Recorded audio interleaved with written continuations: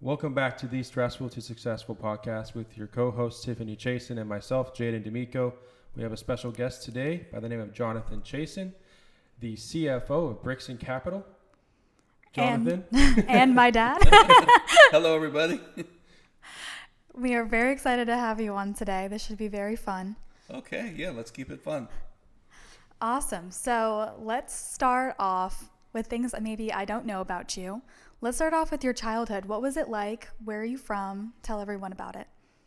Well, I think I had a pretty normal childhood, but I was, born and raised in Toronto, Canada.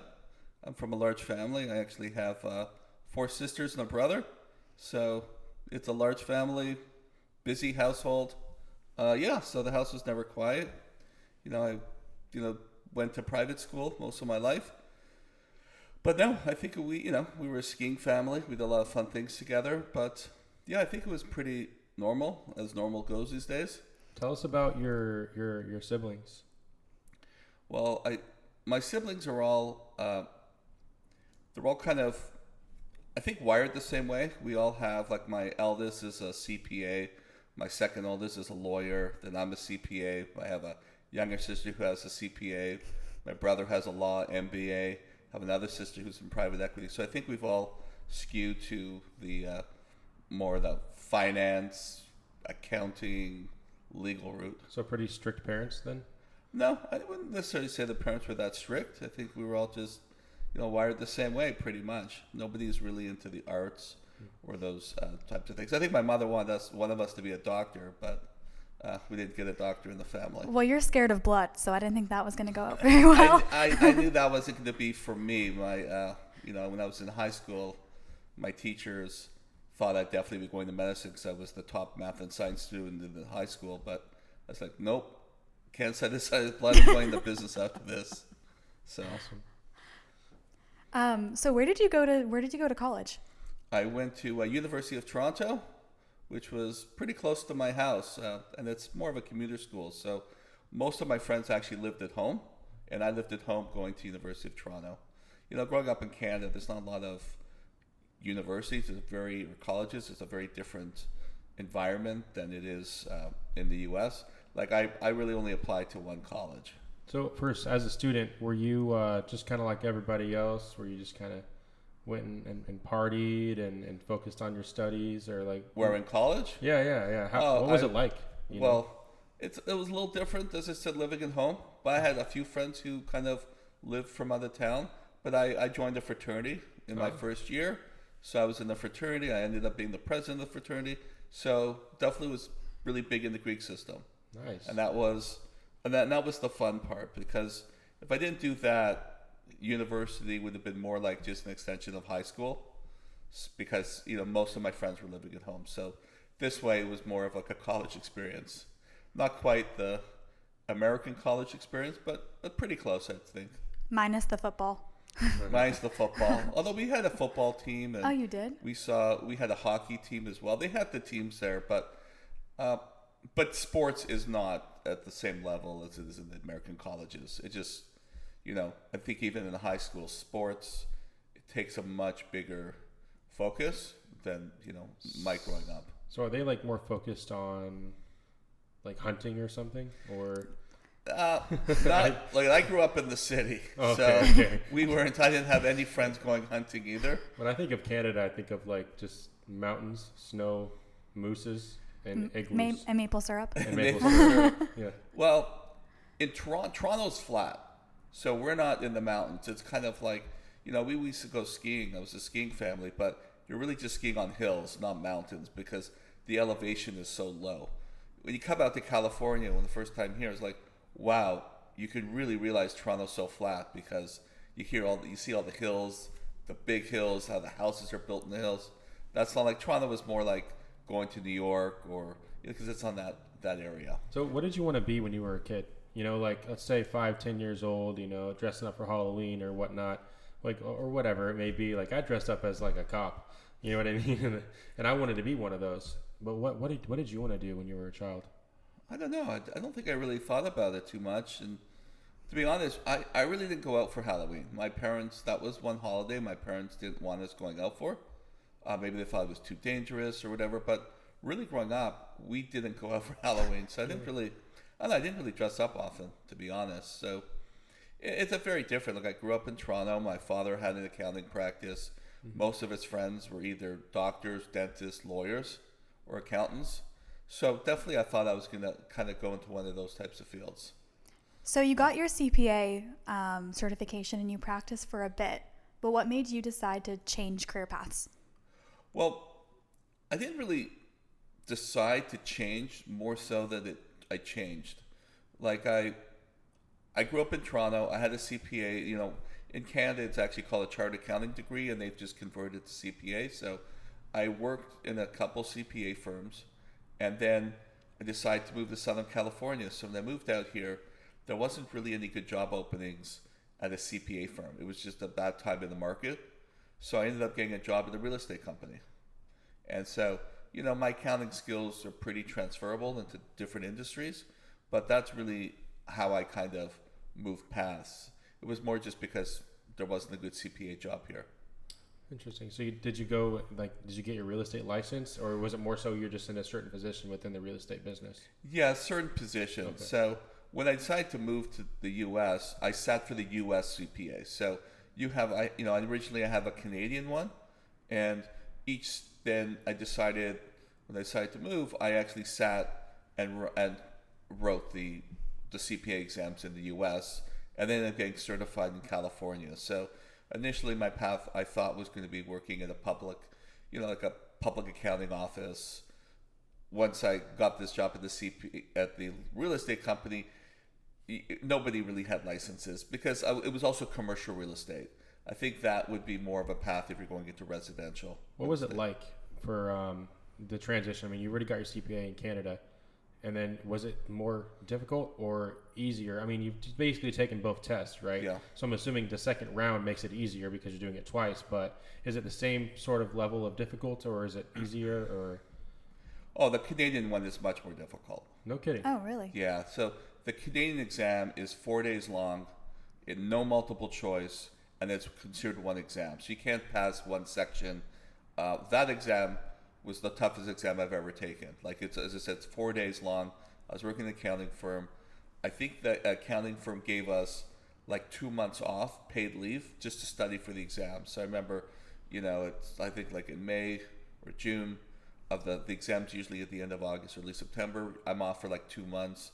My firm also had hired trainers to help us for part of it to study. And yes, you pretty much studied the whole time. I had friends studying for like 6 months for the exam. Jeez. And the pass rate when I took it, was in the 40% range. Oh, wow. Yikes. So, and they only let you do it 4 times. So I knew a lot of people. So like my firm, we had like 15 or 20 people taking it. It was a pretty large firm. And yeah, probably only like 7 of us passed that year. So there's a lot of upset people. I can imagine. Not for you. So what made you decide to move out to the U.S.? What made me decide? Well, to be honest, I never thought I would be living outside of Toronto, and all my siblings still live there. So I never for a minute ever thought I'd be coming out here. It was only because my girlfriend, who's now my wife, she wanted to move back to Southern California. So she's from Toronto, but she lived in LA and then San Diego pursuing an acting career, but really fell in love with like Southern California and San Diego. So I met her when she was visiting her family in Toronto. She ended up moving back to Toronto for a couple of years to be with me, but really hated living there. So I just said, I was still early in my career, but I had, I was working for my father's company and decided, do you want to live, do you want to live where you're working, or try and decide where you want to live and then figure out how to make money wherever you go. So literally I just decided to move to Southern California, and we okay, I could have moved anywhere. I moved here with no jobs. It's like, okay, we just decided. My wife knew San Diego a bit more than Newport Beach. Mm-hmm. We knew we didn't want to go to LA, but it was going to be either Orange County or San Diego, and just literally I came on a flight with a suitcase with no job and said, I'll figure it out. I guess I have. That's amazing. I mean, I've actually done that myself a few times. I've learned at a young age, assuming just as you did. How old were you when you moved? I was in my mid-20s. Mid-20s, okay. So I was like at 18, I just said, I realized that anywhere in life you want to go, all it takes is a job and a place to live, right? And simply just kind of go online, or probably back in the day, I don't even know if online was a thing in your 20s, but call around, find a general opportunity. But you probably didn't even do that, right? You just No, it was tough because how did you immigrate? Like a lot of Yeah. people probably want to know how, like, you were able to get your green card and eventually become a citizen. It's definitely very complicated, I but totally forget that Canada's literally like a whole other country, and that's a thing. Wow. it's really difficult to immigrate. It's funny, you hear for some people it's easy, but first of all, the U.S. has a lottery system, so some people, depending on what country you're from, you can just win a lottery and get Oh, a really? free green card. Maybe it's not free, but different countries have allocations. So I had a friend I used to work with from South Africa, and he would help people just apply for the lottery system. And every year he'd have a few friends or colleagues or acquaintances get green cards in the U.S. just from the lottery. Canada was not part of the lottery for the U.S. green card system because I guess they felt there was enough Canadians immigrating that they didn't. So there was no lottery. But because I have a CPA degree, I was able to get a 1-year work visa. So pretty much what I did was I moved here, or pretty much just came to visit here, found the job. Once I got that job, I got a 1-year job offer. And then from there, I was able just to take the 1-year job offer, my diploma as a CPA, and I went to the border, and they would stamp my passport and give me a 1-year work visa. But it's only 1 year. And it was like a temporary work visa under the North American Free Trade Agreement. So I did that a couple times before I decided, okay, I want to stay here longer term.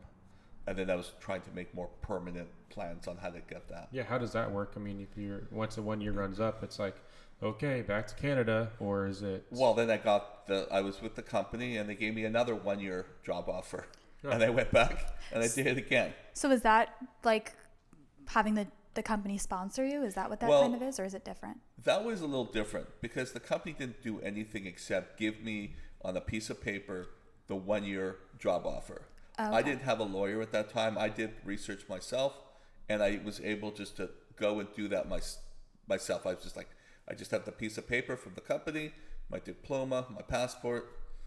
I went to like San Ysidro, which is at the border of San Diego and Mexico, and they stamped it. The problem is that if you want to be here long term, it's not really a great it's not really a good path of immigration because number one, it's temporary. It's a 1-year visa. If you do it too much, I was concerned. Well, what if the U.S. says, well, this sounds a little more permanent if you're doing it year after year after year. As well, if you want to actually plant roots here, like buy a house, get U.S. credit, it's very difficult because the legislation I was using, that visa was not really popular or well known in the U.S. So it was very hard to getting a mortgage if you want to buy a house is very difficult with that type of visa. It wasn't like the main visa that people use is called an H-1B visa, and that's the one that has the hundreds of thousands of people doing it every year. Were you able to open up a U.S. bank account with that, or no? Yeah, opening a U.S. bank account I think is pretty easy, because I think you can do that just by applying for like a tax ID number, which you can get a tax ID number that doesn't actually allow you to work in the U.S., Okay. but you can get one anyway. So there's lots of people who may have a second home in the U.S. Like I know a lot of people from Toronto, they all have like apartments, condominiums, houses in Florida and places, and they want like a U.S. bank account and some version of something, to get them, So yeah, it's not hard to get a U.S. bank account, but getting working visa, like the ability to work, is a whole other story. And then, obviously, I know this, but we moved to London, England when I was about 6 months old. And you said you got immigration advice. What was why did you end up transferring over there? Well, one of the issues, so I ended up having, after a couple years, I said I wanted the company to sponsor me. So the way they can sponsor you is you get this H-1B visa, which is a 3-year visa. But then once again, it's 3 years. And then what? Then you're at risk again. But that is a visa that's very well known and used to get a green card. I mean, a green card is permanent residency. So that's really kind of what you're trying to go after if you're trying to like immigrate to the U.S. The problem is when you're getting that H-1B visa to go into getting a green card, there's this concept called labor certification. And what they want to make sure is that I am not displacing an American for the job. Now, in most cases, I think there's a lot of manipulation going on because it's very hard to kind of say that I'm the only person that can actually do that job.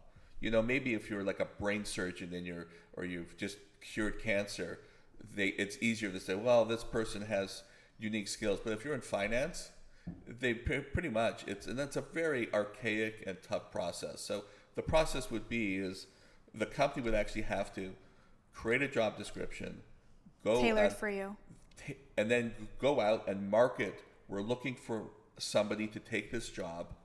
And then we'd have to interview other people and then say, hey, I've looked at everybody. There's nobody qualified for this job except for Jonathan.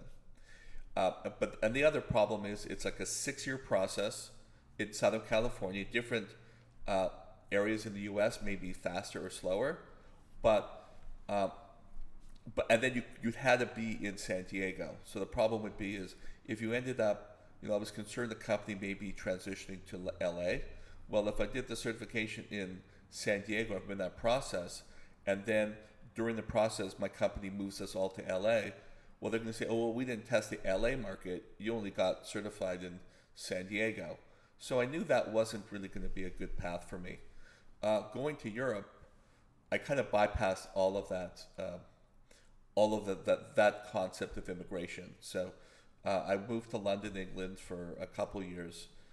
Then the company transferred me back from London into the U.S. And by doing that, I didn't have to do labor certification. All they had to do was say, Trizec, that's where I worked, was an international company, and they have abilities to move employees around. And here I was working in London, and Trizec wanted me to move to the U.S. I was transferring me there. So that was a much quicker, it was like a 2-year process, much more streamlined. But the immigration system is just, it's really archaic and crazy, just the way, it's how inefficient that thing works.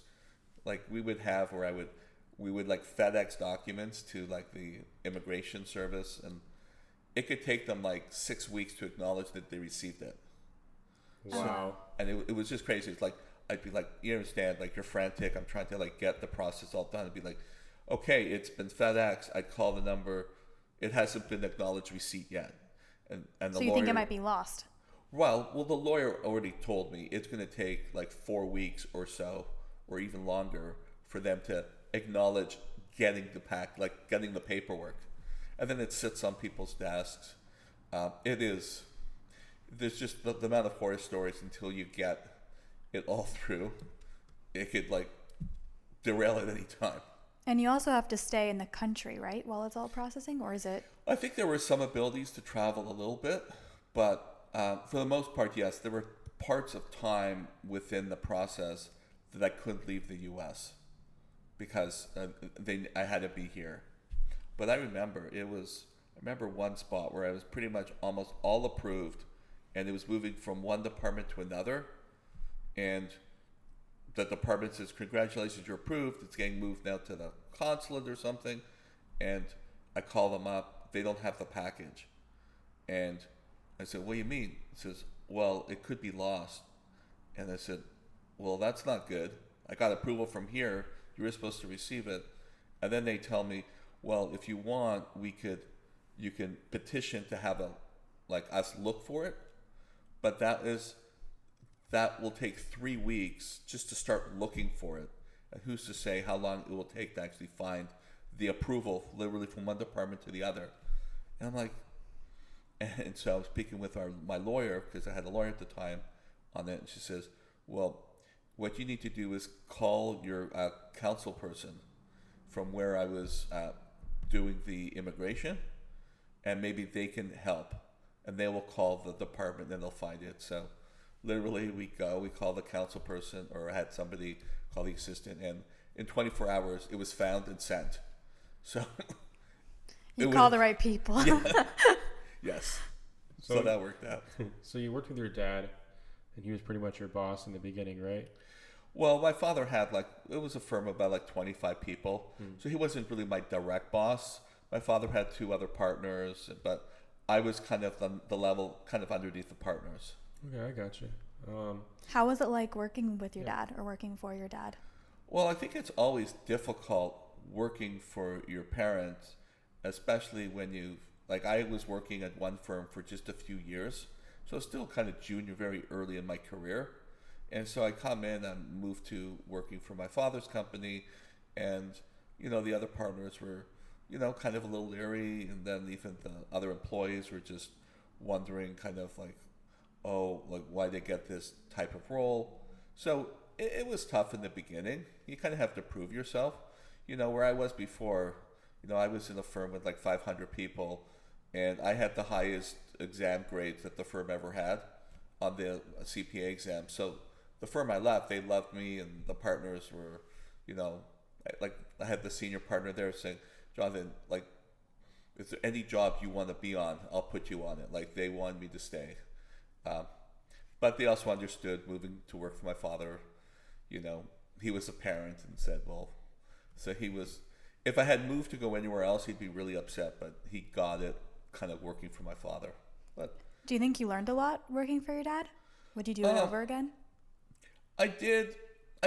Yeah, I was still early. I was there for 2 or 3 years, and I was still progressing in my career, but I was learning all the way through. And the truth is I'm more of a person who believes as you're working at any stage, you should always be learning. And if I'm not learning, I'm not going to be enjoying what I'm doing. So even today, I'm still learning. Yeah, that makes sense. I mean, if you don't. Well, that's a great message to have. Yeah, 100%. What are some of the benefits of being a CPA? I mean, just having that one in your background and the knowledge behind it. Well, the big part of the CPA, there's lots of different avenues you can go. I have a bunch of friends who work at CPA firms, and even there's lots of different pieces of what you can do. You could focus on tax, where you're a tax expert, a tax person. You can focus on audit, where you're auditing financial statements. I think the good thing, it's a very good general, broad focus on business. And also, the bigger piece I think it does versus getting an MBA is I could really understand financial information and financial statements. So it's kind of I know how financial statements are built and what all the pieces are to build them. So when I see a financial statement, I could, first of all, assess it. I can understand where are the pitfalls, where are the risk profiles, and things like that. Because it's kind of like a doctor who knows, I know how to do knee replacement, and I know all the pieces. So when they see a knee, they can already assess what the problems are. Mentally in their head without even having to. Yeah, without digging in a lot. I'll just know where the pitfalls are. I'll know where are the areas that are more believable, where are the ones that are a little more subjective, and be able to see irregularities and things like that. Okay, so it's just kind of in a sense like any trade, in a sense. Yeah. Once you kind of know it well enough, it's second nature for you. So personally, in your personal life, going through all this schooling and doing what you've done, how does it help you personally? With I don't know. I guess personally, I think I'm just a very analytical person. So I can, if I hear something, I can assess, do I think it's believable, not believable, things like that. So everything I have a pretty strong sense of common sense. So I hear things, not that I know everything or know even a little bit of things, but you can still assess, do things make sense or not. And I think that's good in anything you do. Just whatever people tell you, look at, even when you're talking with an electrician, you're talking with a plumber, whatever they are, being able to say that, you don't have expertise in it, but what they're telling you seems to logically flow. and logically make sense, even if you don't know everything. Because sometimes I sit there, it's like, okay, if you're telling me this and this, that does not make sense from those two data points you're giving me.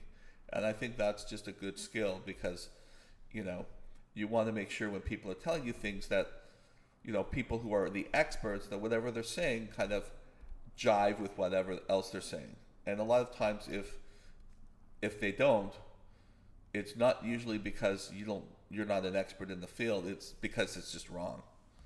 And so I kind of go with that a lot, where, the smell test, and I guess having a good sniffer is really important whatever you're doing. Well, I guess that, and you also are able to do your own taxes, so that's a bonus. Yeah, although if you wanted to. I do hire out my taxes now. Unfortunately, I have to file in like 8 or 9 states. Oh, really? And so because of that, it's probably like I do some taxes. So I have a couple LLCs I'll still file. I buy like TurboTax every year. It's not too expensive. Like I do a few myself, but mine, it's probably cheaper for me just to hire a third party than for me to buy all the programs for all the states anyway. So, and it's hard. I just don't have the time. So like, I'm going to say, I guess, growing up, I've heard a lot of, oh, well, people can cheat their taxes and blah, blah, blah, and so on and so forth. But I personally feel as though the more you know, the better you can use it, right? Well, the tax laws in every country in the U.S. is pretty black and white. It's not. No. There's a lot. There's certain things that are black and white, but we do a lot of tax structuring and things like that. So we spend an inordinate amount of money trying to sort out the best tax situation for what. It all depends. If you're like a W-2 employee, in other words, you're just an employee of a company, it's much more black and white. So in that case, yes, if you just have like, an employment slip and maybe, an interest slip or a dividend slip, that's just not really a lot of work around. But if you're if you have your own business, there may be knowing what you can write off, what you can't write off. I do a lot in real estate, so there's different types of things we can expense. There's different types we do like-kind exchanges where we can defer gains. There's the way you do depreciation in real estate. So trust me, there's a reason why, the tax providers are still in and business. Tax experts are, it's like, I don't know, in the tens or hundreds of billions of dollar industry by sorting it out. And they charge a lot. So I got work with tax people who are charging $1,000 an hour, so they must know something. Yeah, I hope so. Yeah. So you were telling us about how your taxes can be kind of quite complicated. What are a couple of business ventures that you've been on that people may not know? Like your frozen yogurt store or your My Widget. We did. Well, we were early here. My wife loved frozen yogurt. And she worked at a frozen yogurt shop when she was younger, living in Los Angeles. So we were here and she said, oh, we should buy a frozen yogurt shop. So I ended up buying a frozen yogurt shop in Hillcrest. I'm sure you did the math behind it before. Yeah, although it's tough because, like those types of businesses, the margins are very high. It's all about sales. You look at like a Starbucks or some of those ones.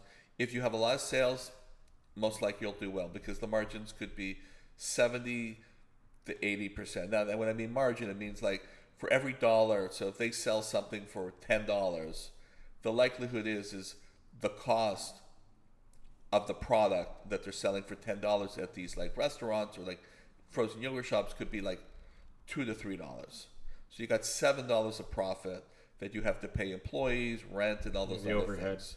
So if the sales are high, you'll probably do okay. The key is how you get the sales high, and are there other competitors in your neighborhood? I think in frozen yogurt, what happens is that people's tastes change, especially in food. So something that's really hot today could, people's taste patterns change or what they want to eat. So when we bought it, it was an existing business. It was doing pretty well, but it was a lot of work for me. I had a full-time job, so I was working like 50 hours a week in my job, and then I'd probably spend another 40 hours a week working on that thing. So, it's a lot of work. No sleep then. And the thing too, a couple things I did learn from this frozen yogurt shop is understanding the labor pool, because it was our shop was in Hillcrest, and the people we were drawing, we were paying minimum wage. So you're not going to get people driving like 40 minutes to come and work at a minimum wage job. So we were kind of pooling from employees in that area, and a lot of those employees happened to just have a lot of like unique circumstances, broken families, other issues. So it was very tough. They weren't necessarily great employees because they had all this other personal issues going around them. And that's a big important thing, I think, when you're owning a business and relying on labor in paying kind of minimum wage. Like if you can pay more, then you can draw better, or if you have enough sales, you can have like a manager and you can pay them high. But if you're trying to pay everybody kind of the low end, you better make sure you're in you trust them, or you know what's going on. Yeah, compared to like we knew that frozen yogurt shop in La Jolla, they didn't have issues with their staffing. Their staff was a lot more, those employees, lived in, more affluent homes or things like that. And it was just a lot more stable because we had so many people come and go and firing people smoking drugs in the walk-in fridge. And people were stealing from you too, right? Yeah. Yes, we went away for a trip and 3 employees stole from us. And it's tough. How much yogurt are we talking about here? No, they stole money. Oh no. Yeah, and just the crazy. It's just tough. I remember, we used to have the soft serve machines, and we had a big walk-in fridge, and we also had freezers because we also had some scooped like frozen yogurt. So it's like hard packed, and it needed to be frozen versus stuff in the fridge. Well, many times they would have the stuff would come in, and it's very easy to tell what is freezer versus fridge. But they would put the stuff in the fridge, and I get there and everything's melted. And there goes the product. Yeah. But it was fun. It's just a lot of work for what I made out of it. What other businesses have you started? Well, I was, when I started in the U.S., I worked in a large publicly held REIT, or a real estate company, both in San Diego. Then I moved overseas to London, England, came back, worked up in Hollywood. We had developed the Hollywood Highland project, which houses the Academy Award. So it was one of the largest real estate projects of its time in the U.S. Going on. But then I decided to, I was then at a CFO of another company, and then I decided to work on a tech startup.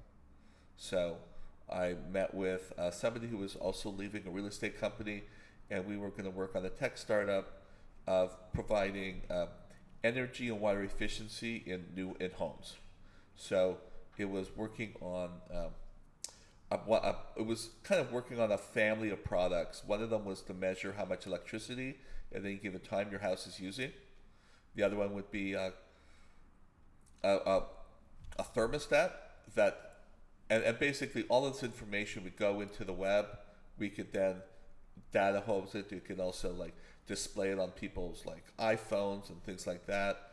We also were working on some version of like AI, not maybe in the sense of today, but early sense where definitely, let's say with the thermostat or, for your house, what we were working on would be, a lot of energy is wasted because people are running their ACs all day long, even when they're not at home. And so really our concept was not that you should save energy by like living in your house at 85 degrees, but it was more modulating it so when you leave, it turns it off automatically. And then in the senses you're coming home, it turns it back on. So it's really to kind of save energy without impacting your creature comforts. So like sensors. Well, what we did initially was we were working through where it could lock in your phones, and through like geo-tracking, it would sense if you're leaving the house, it would then turn off your HVAC.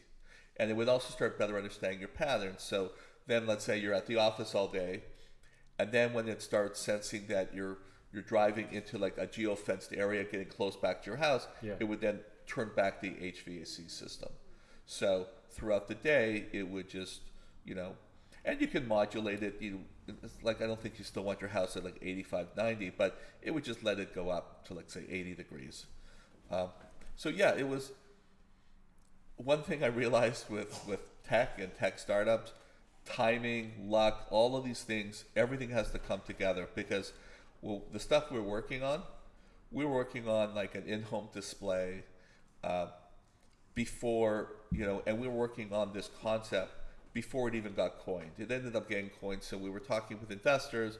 They couldn't understand what we were doing, especially even with the thermostat, where we were going to say we can control it remotely through, we'd have like a server that could modulate things and say, hey, let's turn it on, let's turn it off. People couldn't understand any of that. And then next thing I know, Nest is coming out with their thermostat. And Nest had raised like $70 or $80 million. It was a guy who used to work at Apple who raised all this money. And they said, oh, well, what you're doing is kind of like what Nest does. This is, well, we were working on it way before Nest. And number one. Number two, Nest was, what we were working through was way more robust than Nest did. But, Nest ended up selling a lot of units, and eventually we just didn't raise enough capital to get there. And I decided to go back to what I know better, which was real estate. So, what is the best way to raise capital for, ideas that one may have? Well, it's tough. It's really tough to raise that type of capital. Like, we raised a couple $1 million, so it's not like we didn't raise anything. But, one thing we did, and I felt was important, was I put all my energy into this tech startup, because if you're talking to an investor, they don't want to know you're just doing this part-time. They want to know, like, you have all of your skin in the game and you are super motivated to be getting this thing off done. Because, I could have said, hey, let me work at a company, and if I'm in a meeting and I'm asking you for $500,000 and says, oh, I just do this part-time, I actually have a full-time job and I'm doing this on the weekends or stuff, they're not going to see your commitment to it, and you want them to commit a lot of money. They want to know that your neck's on the line too. So to get there, you, in a sense, you live below your means. And yeah. I think the other thing is it has to be super focused.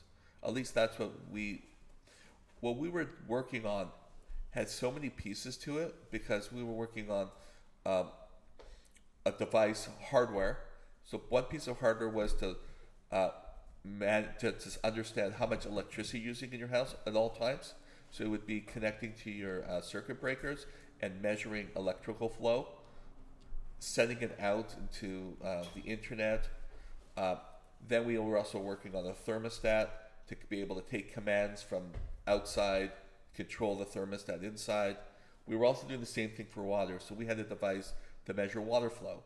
And then that one, it could measure if you had a leak in the house, because if it mentioned everyone's gone, but it knows that it could sense small trickles of water. And it would just turn it off. Well, then we were talking with like Hunter. They had like a electronic water shutoff. Yeah. Things like that. But we were also measuring just how much water you're using for different things.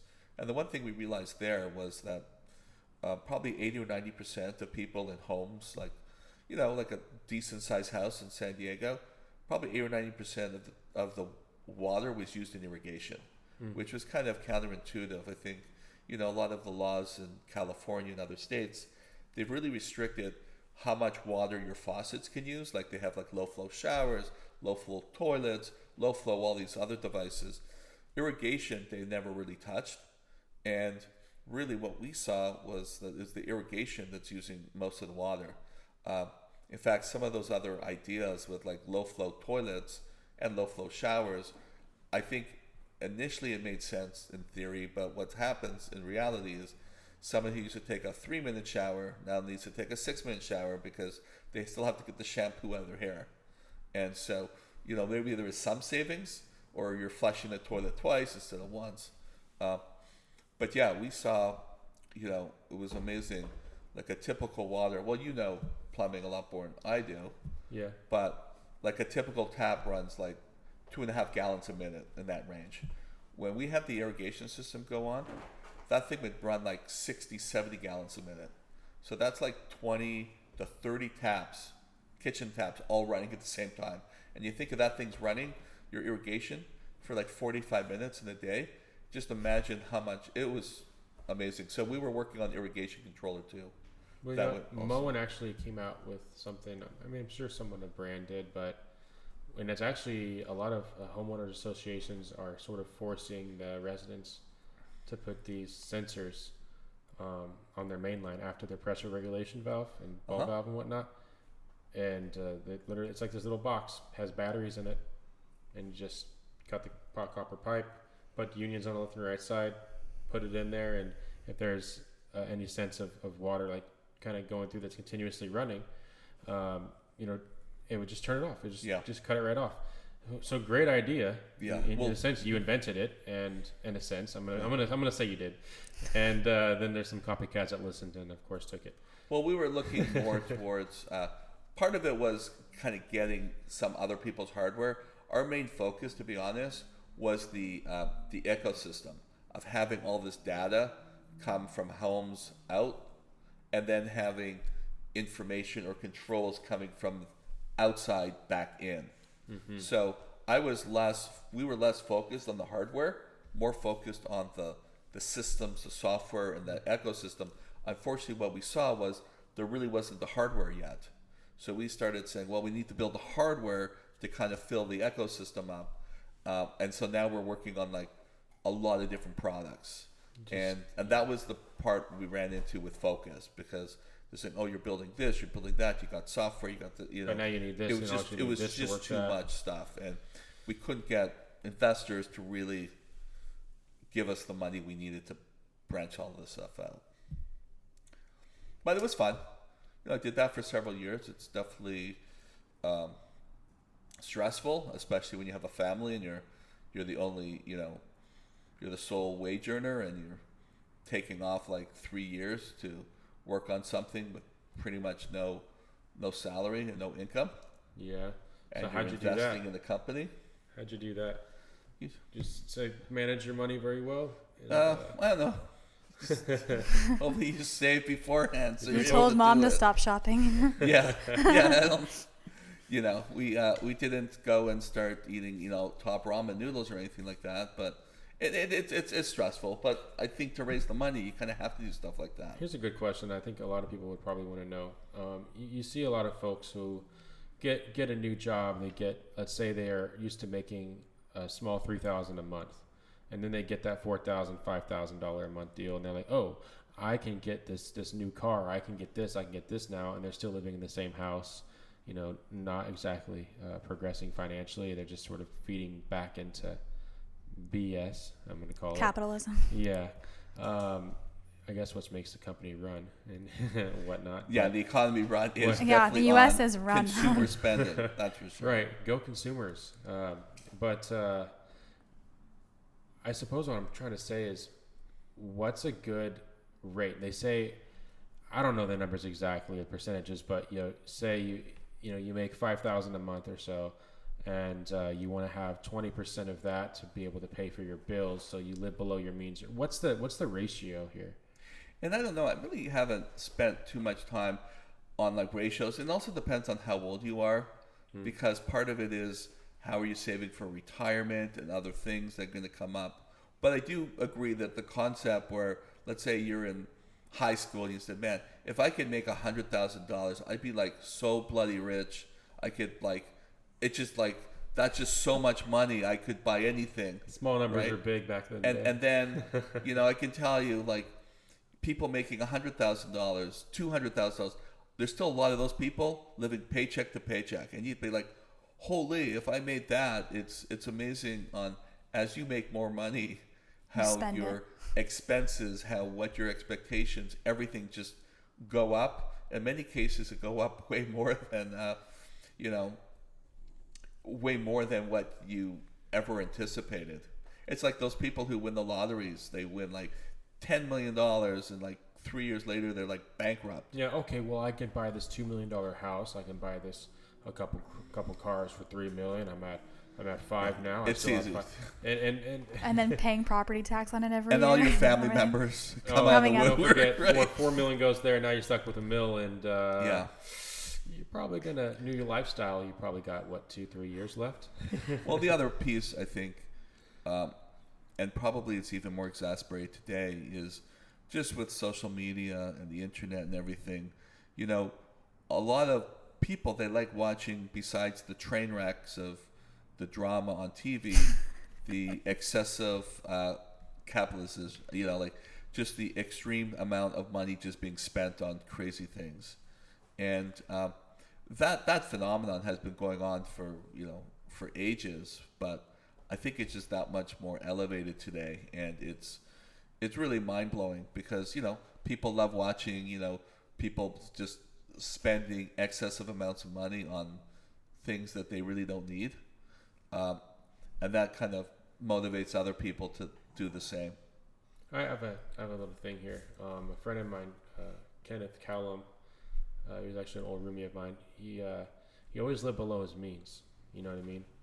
He had a house or has a property up in Washington, and he ended up wanting to roommate with me. I'm like, "What are you doing? Why are you doing this?" He's like, "I'm gonna use his way about it." He said, "I gotta save my first 100,000." And I said, "Well, why?" And he kind of went into it as, you know, that's if you can save your first 100,000, then you could save your first 2, 3, and so on and so forth. And once you make your first $1 million, this is what I've heard from every millionaire I've ever spoken with. Once you make your first $1 million, the rest of it's pretty much cake. Getting to 10 isn't that crazy. Yeah, there is something to say about, you know, once you can make X amount, it's easier to make more. And there's some great books out, like there's a book called The Millionaire Next Door, and that's really a book that's been out there for a long time, where it talks about, you know, just, you know, some guy who's like a postal worker, or like people who, you know, they have jobs that you may say, wow, like that's not such a great high paying job, but, you know, they save, they, you know, live way below their means, and they built wealth, and now, you know, they've saved enough money to retire without worrying about money. It's a combination of they were able to save as well as they managed, you know, what they spent and how they lived to, you know, afford what they're doing. But yeah, it's, you know, but then other people say, well, you know, if you lived your whole life just saving and never really enjoying much. What are you living for? Yeah, look, life's all about balance. You know, you could be saving all your money and like just, you know, never going out for dinner and just eating like, you know, basic food your whole life, and then you walk out and you get hit by a car and like, holy, you saved all this money, and then what? So I should have bought my Dodge Charger, or blah blah blah, whatever, so forth. So speaking about money, with real estate investments, what is your advice on that? Because I feel like a lot of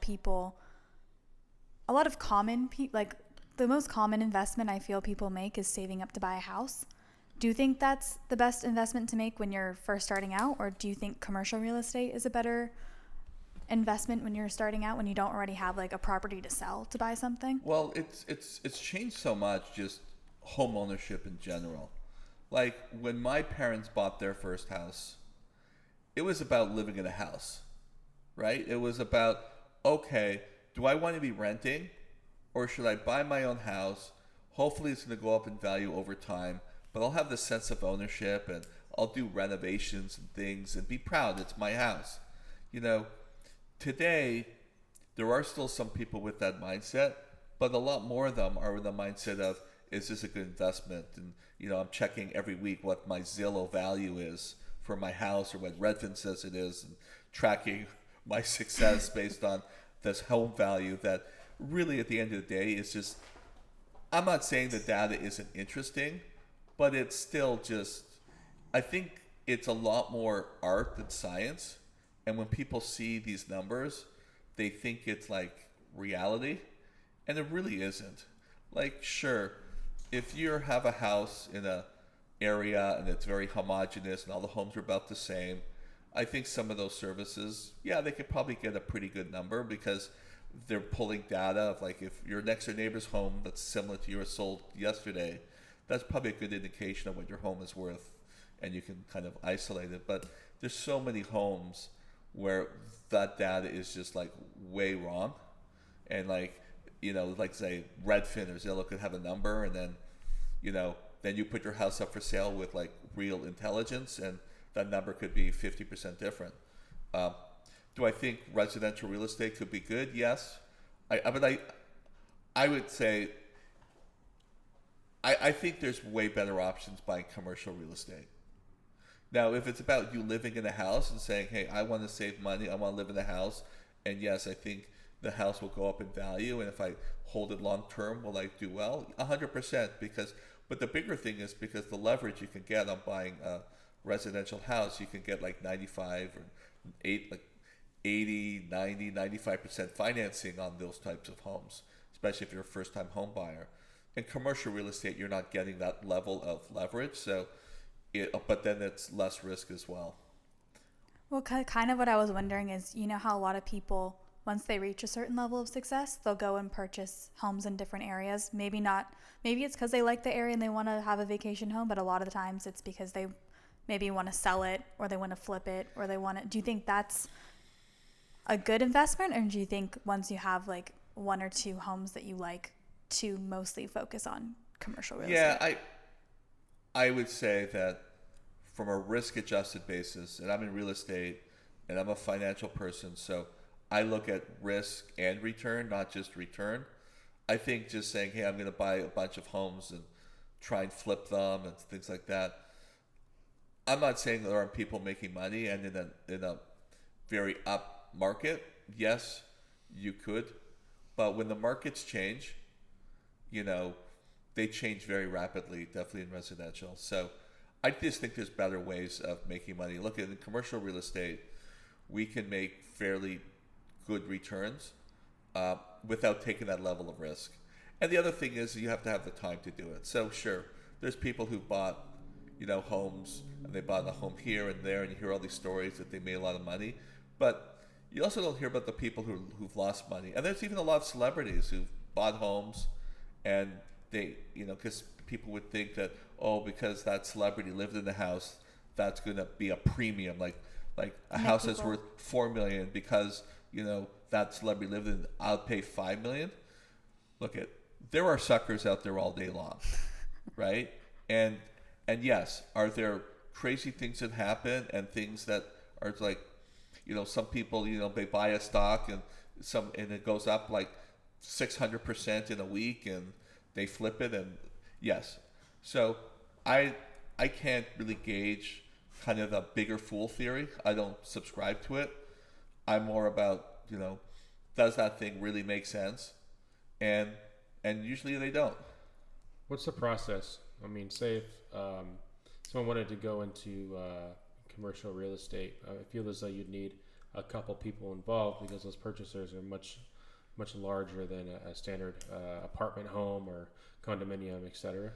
If you want to go into commercial real estate, you really have to be working for a company first. Like, they kind of think, okay, like, I guess it all depends what you're saying. Like, do I know some people who are extremely good in like fixing up homes, and they may say, I'll buy like a fourplex, and I think I'm buying it the right price, and I'm going to rehab it all, but I can really do a lot of it, and myself, or I have friends, I could do it on the cheap and rent out 3 or 4 of the units. Yeah, live in one. Like those types of strategies, yes, some of those will work. But if you're thinking, well, can I buy some like retail property, like a little shopping center, it's going to be tough to raise the money unless you have a lot of experience, or you have a very wealthy family who will just, give you the money. But even then, it's these things are tough to manage. They're not as easy, and I think in many cases I would say leave it to the people who are professionals in that industry, and that doesn't mean you can't invest with them. Mm-hmm. You just put some, like, kind of like the stock market, you just put some money towards it, for sure, like an investor kind of research. And there's probably you can. The key is investing in the right people. The markets could come and go, but you want to have like a smart team who's doing it, who's been there, seasoned, because as the markets turn, you want to be with the groups who understand what can they do, what should they do, when these things go. It's look at the last and up until like 2022, the real estate market's been really hot. So for probably from 2014 to 2022, you'd really have to try hard to lose money on a commercial real estate deal. Like, so the market pulled a lot of people up, made a lot of people sound really smart because if you could take a lot of more risk because the market just bailed everybody out.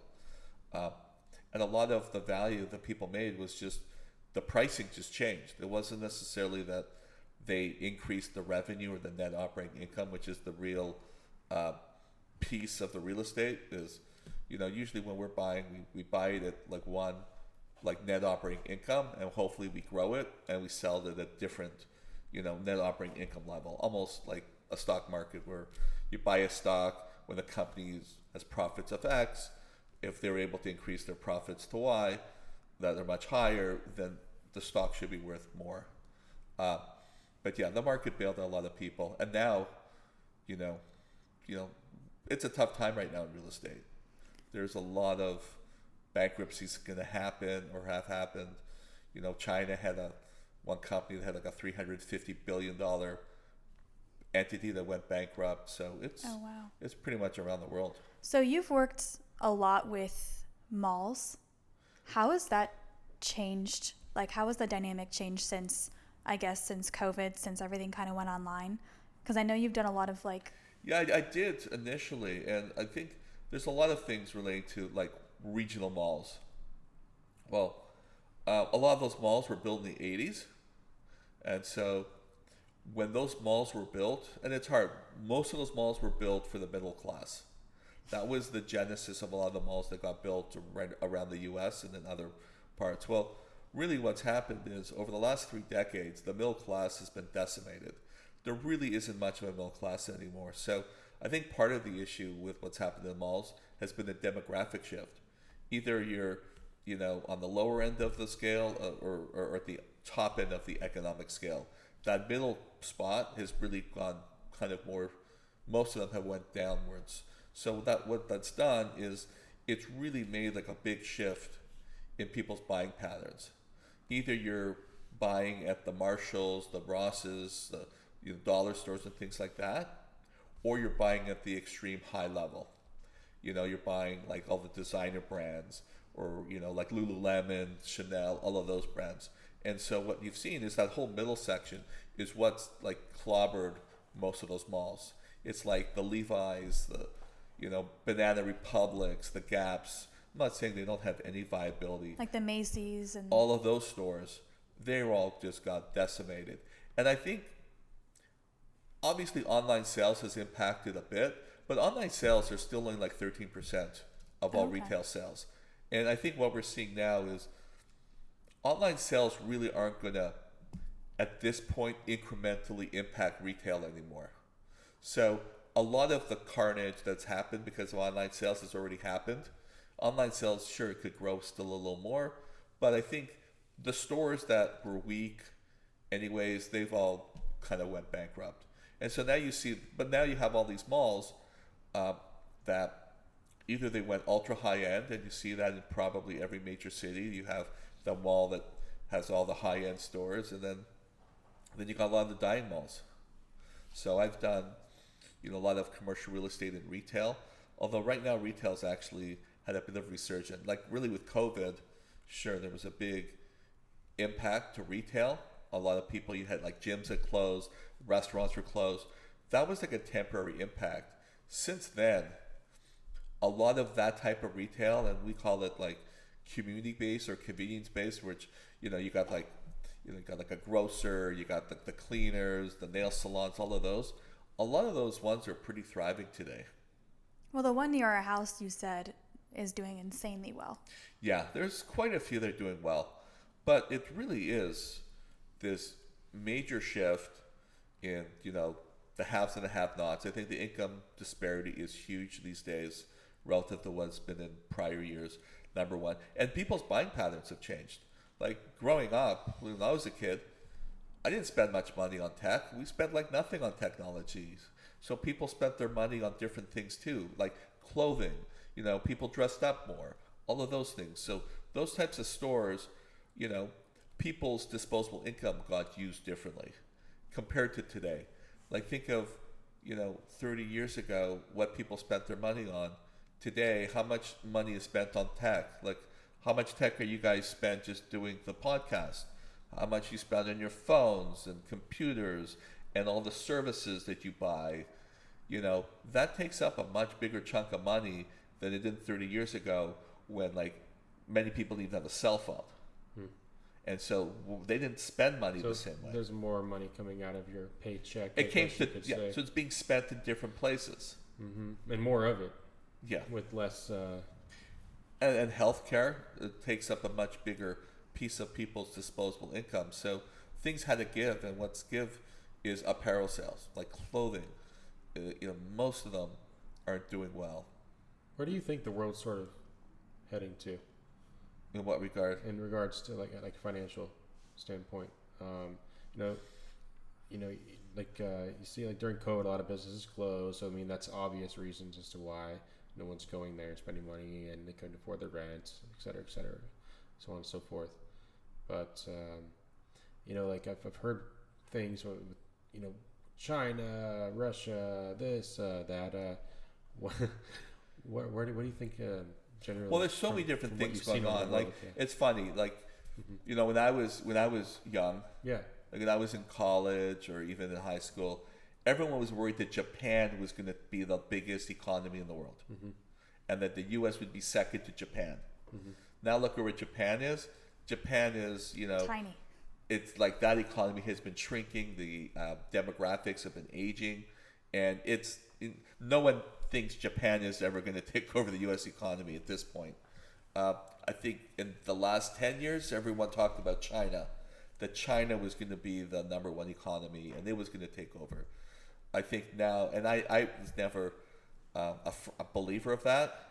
I think they have so many political issues going on there, and just how they propped up that economy for so long. That economy is now on the downturn. The other thing that China is now starting to see is, for many years, China had a one-child policy. Right.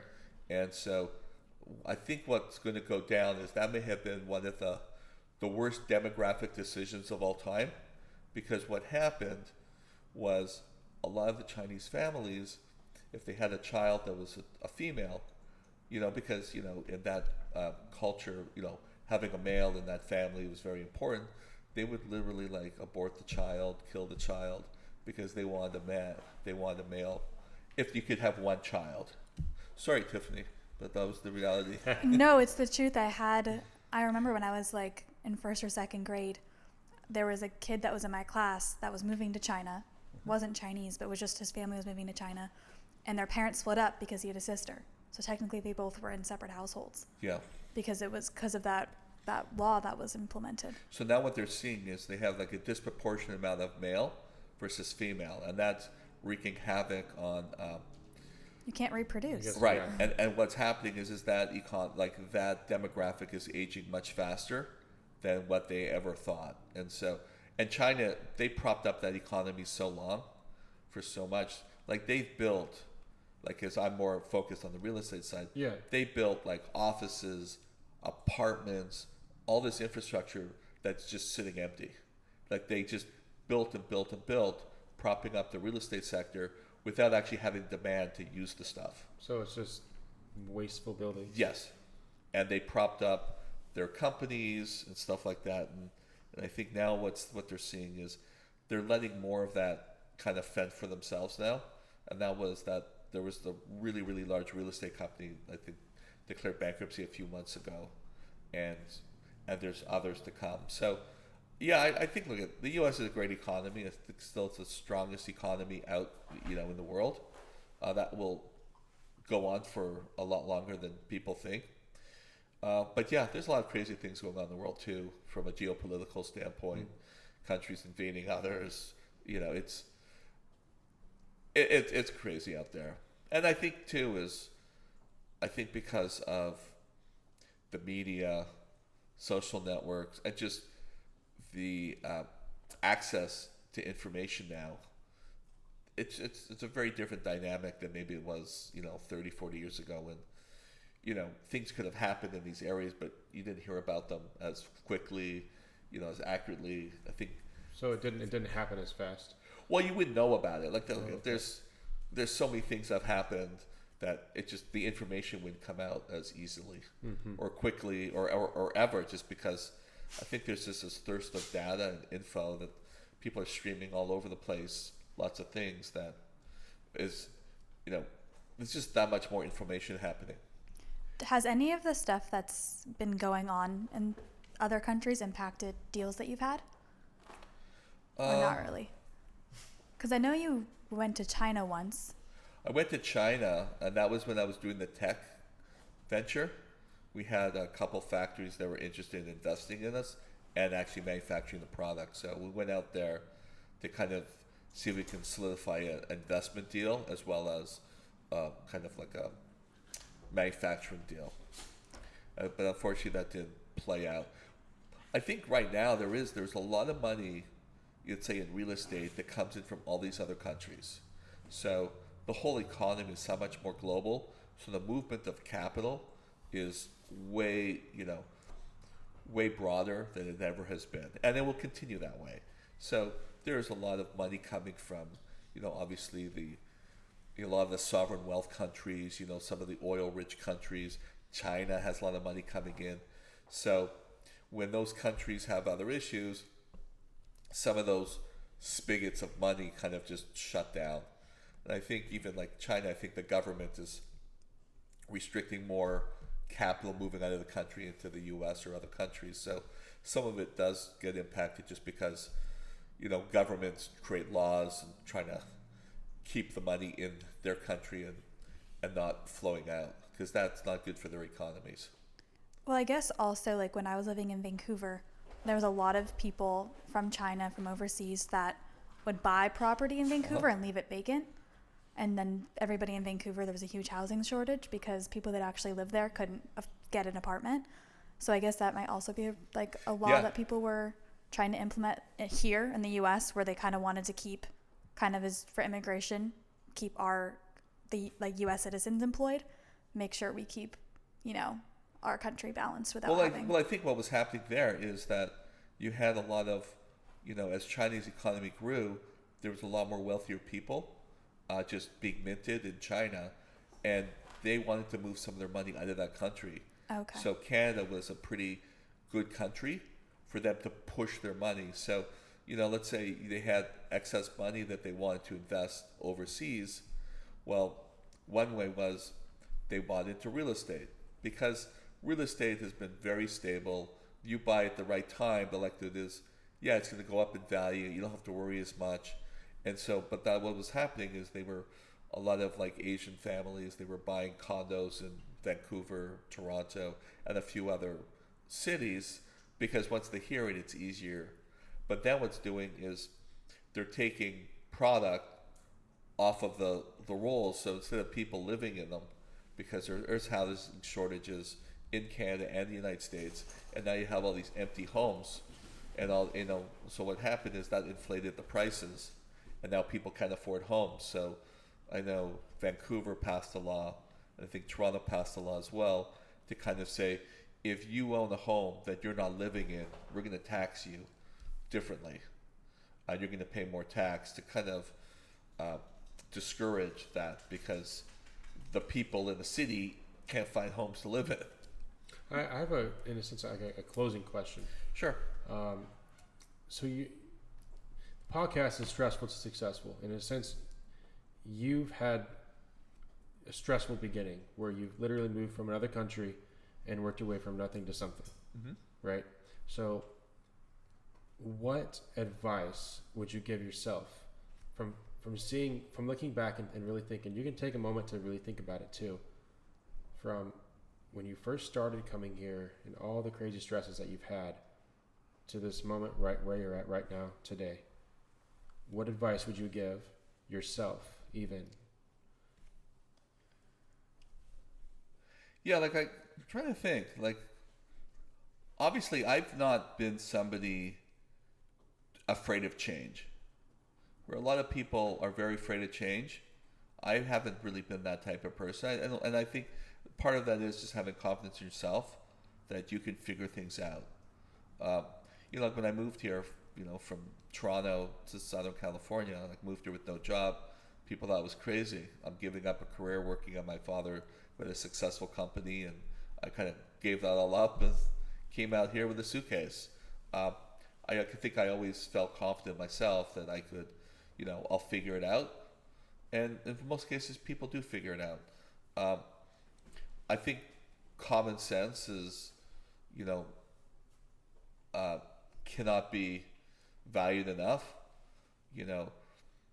I've always, everything I've done, I've always just factored on good common sense, good analytical thoughts. And I really never really focused on that greater fool theory. Like, well, that guy paid this, so it has to really make sense. And it has to make sense on the other side too. So I'm not like a Uber salesperson, so I can't, if I don't believe it, it's hard for me to sell it. And I think you just have to, working hard. I'm always in favor of working hard, and I think more opportunities come out of that too. So I'm not, I'm not saying people shouldn't enjoy their lives too. Trying to find that right balance is always important. But, I'm not the type that says, well, if I can work 2 hours a day and make as much as somebody making, working 8 hours, that necessarily is a great thought, because, it's just saying I got like this good gig. It's hard because it's not necessarily as replicable. What I mean by that is, that they are a guy, and the other guy who only worked 2 hours. Well, he had extra 6 hours, but is he able to find work for those other 6 hours or not? Anyways, and I find it's just hard to, it's not as secure. At least that guy who's 8 hours, he knows every day he's going to get that 8 hours in. That's not to say people shouldn't try new things, but they just have to be smart about it and hope. Look at the world's changing. There's lots of new ideas. That's for sure. So I have a quote that I tell myself sort of often. I think I made it myself. Pretty sure. I don't recall. But the key to life is learning to adapt to change. For sure. Because and I've always been a proponent of that. If you look at the companies on the Dow Jones Industrial Average, like the 40, that the biggest companies in the United States 50 years ago, and these are ones like you'd never thought, like these were like the gold standard of companies 50 years ago, and you see how many of them are even around today, and these, it's just astronomical, because you think there's no way that company would ever fail. And it's because they have to evolve with the changes. Like look at like the Kodak. Kodak used to be a huge company, and it didn't evolve with the change of what was happening. And a lot of companies have happened like that. Companies, and that will happen in the tech world too. There's no doubt. And I think you're seeing that in some of the companies that you'd say, no way they would ever fail.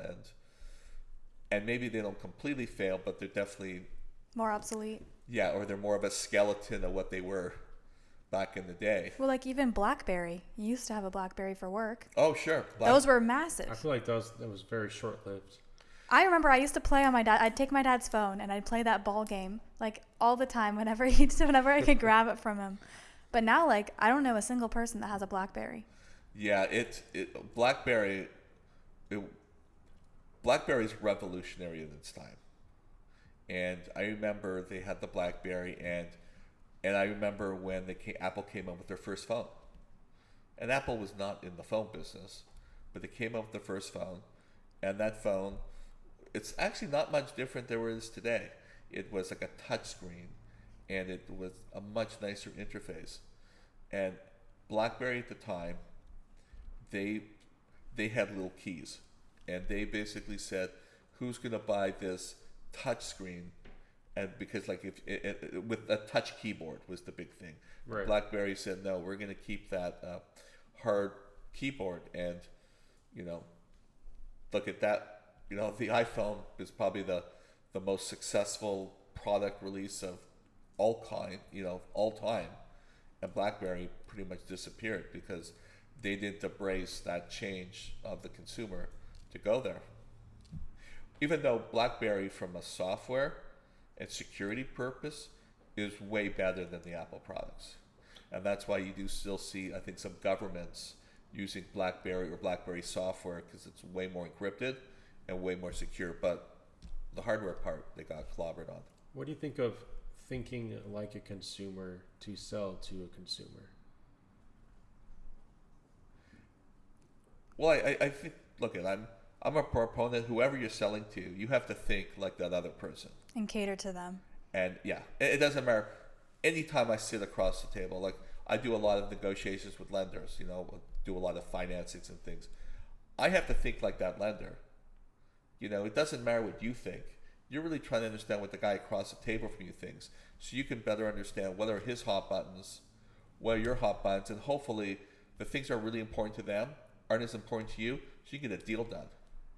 And I think that is, I see it all the time where, we'll say, oh, that group or that company, they're being idiots. Why wouldn't they agree to that? It's like, well, that's because you're looking at it with your lens. You look at it under their lens and what they've gone through and their baggage and their history, and then maybe you won't think that same way. So I do spend a lot of time always thinking about the guy across the table and trying to understand what he's thinking about.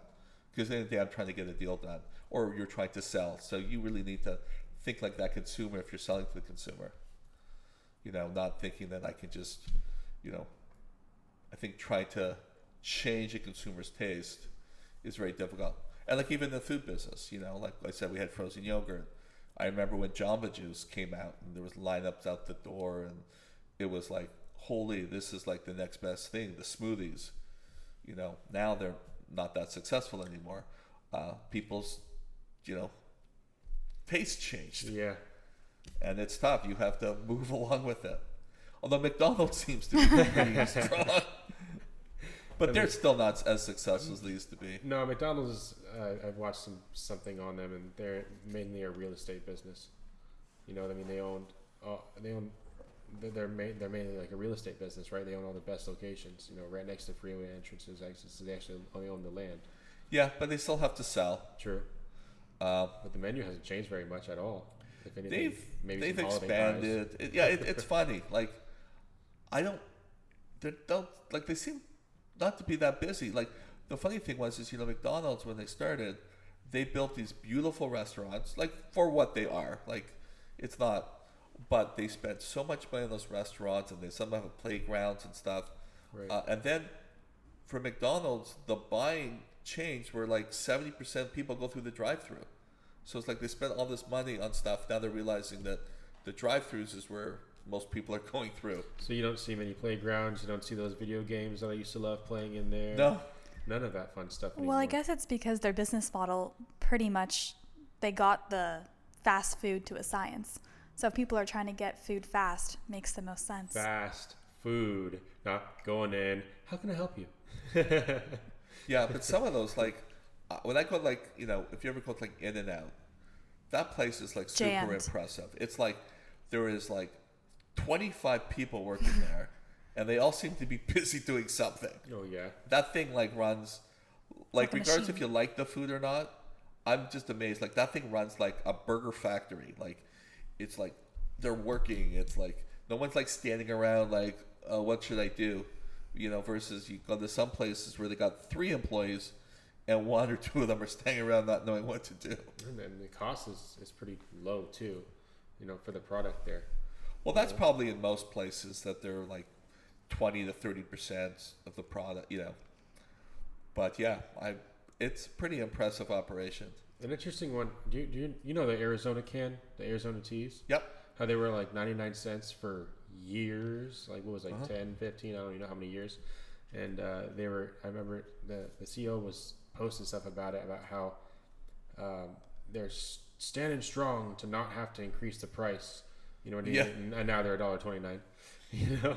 Well, look, like Subway had those $5 footlongs for a long time. But but all that marketing, $5 foot long, right? Yes. It's out the door. Yeah, and I used to think that was Subway. Like all the footlongs were $5 because we heard it so often. Yeah. Right. But Arizona doesn't market. They don't have any commercials. They don't do any of that, and that's how they were able to keep their costs so low for 99 cents per, I don't know, 24-ounce can or whatever it was. Yeah, and their stuff's pretty good. Yeah. Interesting.